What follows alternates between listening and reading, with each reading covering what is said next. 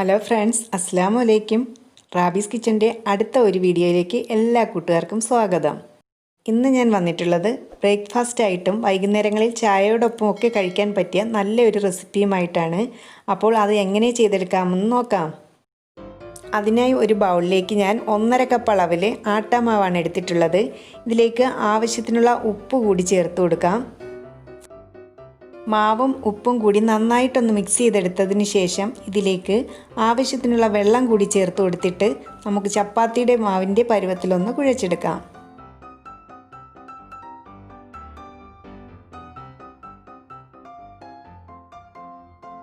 മാവ് നല്ലതുപോലെ തന്നെ ഞാൻ കുഴച്ചെടുത്തു. ഇതിലേക്ക് 1 ടേബിൾ സ്പൂൺ അളവിൽ ഓയിൽ കൂടി ചേർത്ത് കൊടുത്തിട്ട് ഒന്നുകൂടി ഒന്ന് കുഴച്ചെടുക്കാം. മാവ് ഡ്രൈ ആകാതിരിക്കാൻ വേണ്ടിയിട്ടാണ് ഞാനിതിലേക്ക് 1 ടേബിൾ സ്പൂൺ അളവിൽ ഓയിൽ കൂടി ചേർത്ത് കൊടുത്തിട്ടുള്ളത്.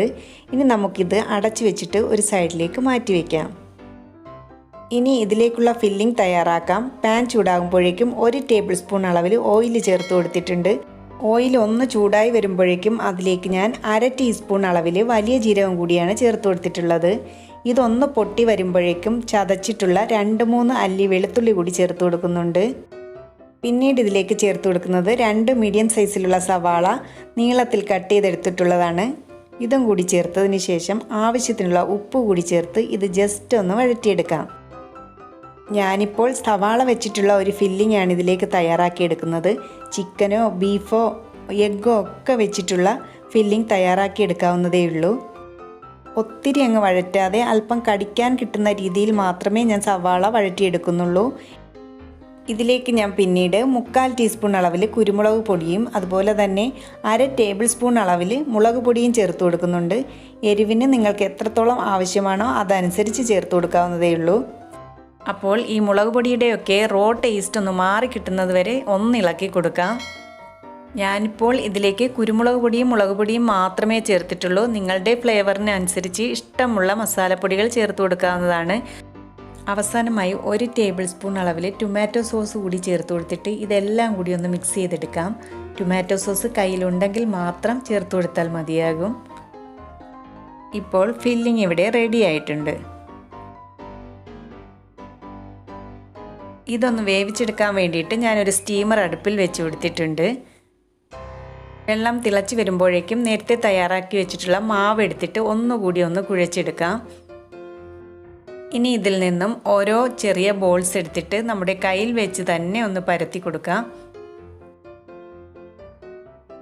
ഇതുപോലെ ഒന്ന് പരത്തിയെടുത്തതിന് ശേഷം നമ്മുടെ കൈയുടെ വെള്ളയിൽ വെച്ചിട്ട് ഒന്നുകൂടി ഒന്ന് പരത്തിയിട്ട് അതിൻ്റെ നടുവിലായിട്ട് നേരത്തെ തയ്യാറാക്കി വെച്ചിട്ടുള്ള 1 ടേബിൾ സ്പൂൺ ഫില്ലിങ് കൂടി വെച്ച് കൊടുത്തിട്ട് ഫില്ലിങ് പുറത്ത് വരാത്ത വിധം ഒന്ന് കവർ ചെയ്തെടുത്തിട്ട് വീണ്ടും നമ്മുടെ കൈയുടെ വെള്ളയിലേക്ക് വെച്ചിട്ട് ഇങ്ങനെയൊന്ന് പ്രസ് ചെയ്ത് കൊടുക്കുമ്പോഴേക്കും ആ മസാലയൊക്കെ എല്ലായിടത്തും ഒരുപോലെ എത്തിക്കിട്ടും. ഇത് ഞാൻ ഓയിൽ സ്പ്രെഡ് ചെയ്തിട്ടുള്ള ഒരു പ്ലേറ്റിലേക്ക് വെച്ച് കൊടുക്കുകയാണ്. ഇതുപോലെ തന്നെ ബാക്കിയുള്ള മാവും ഞാൻ ചെയ്തെടുക്കുകയാണ്.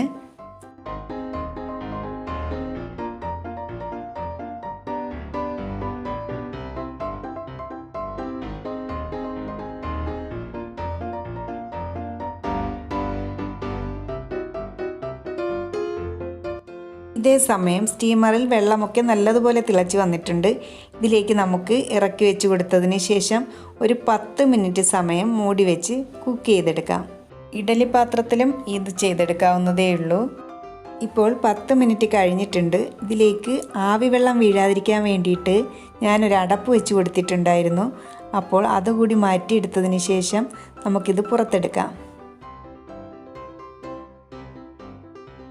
ഇതുപോലെ തന്നെ വേണമെങ്കിലും നമുക്ക് കഴിക്കാവുന്നതേ ഉള്ളൂ. ഇനി ബാക്കിയുള്ളവയും ഞാൻ ഇതുപോലെ ഒന്ന് സ്റ്റീം ചെയ്തെടുക്കട്ടെ. ഇനി ഞാൻ ചെയ്യാൻ പോകുന്നത് ഒരു പാൻ അടുപ്പിൽ വെച്ചിട്ട് അതൊന്ന് ചൂടാകുമ്പോഴേക്കും അതിലേക്ക് 1 ടേബിൾ സ്പൂൺ അളവിൽ ഓയിൽ ചേർത്ത് കൊടുത്തിട്ട് ഒന്ന് സ്പ്രെഡ് ചെയ്ത് കൊടുക്കുകയാണ്. അതിലേക്ക് നേരത്തെ തയ്യാറാക്കി വെച്ചിട്ടുള്ളത് കൂടി വെച്ച് കൊടുക്കാം.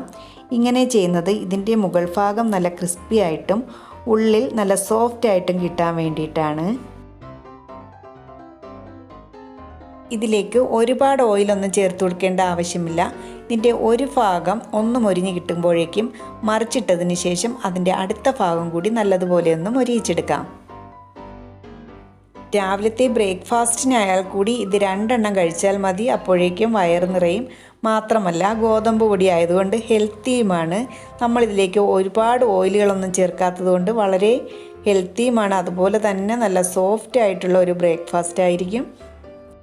അതുപോലെ തന്നെ ഒത്തിരി സമയമൊന്നും എടുക്കാതെ വളരെ പെട്ടെന്ന് തന്നെ നമുക്കിത് തയ്യാറാക്കി എടുക്കാൻ വേണ്ടിയിട്ട് പറ്റും. കുട്ടികൾക്കും മുതിർന്നവർക്കുമെല്ലാം ഒരുപോലെ ഇഷ്ടപ്പെടുന്ന ഒന്നായിരിക്കും. അപ്പോൾ എല്ലാവരും ഒന്ന് ട്രൈ ചെയ്ത് നോക്കുമല്ലോ. എപ്പോഴും പറയുന്നത് പോലെ തന്നെ എൻ്റെ ചാനൽ സബ്സ്ക്രൈബ് ചെയ്യാത്തവർ ഒന്ന് സബ്സ്ക്രൈബ് ചെയ്തിട്ട് അടുത്തുള്ള ആ ബെല്ലൈക്കൺ കൂടി മറക്കാതെ ഒന്ന് ക്ലിക്ക് ചെയ്തേക്കണേ. അതുപോലെ തന്നെ ഫ്രണ്ട്സിനും ഫാമിലീസിനും ഒക്കെ ഒന്ന് ഷെയർ ചെയ്ത് കൊടുക്കാനും ലൈക്ക് ചെയ്യാനും മറക്കരുതേ. അപ്പോൾ ഇൻഷാ അല്ലാഹ് നമുക്ക് മറ്റൊരു വീഡിയോയുമായി വീണ്ടും കാണാം.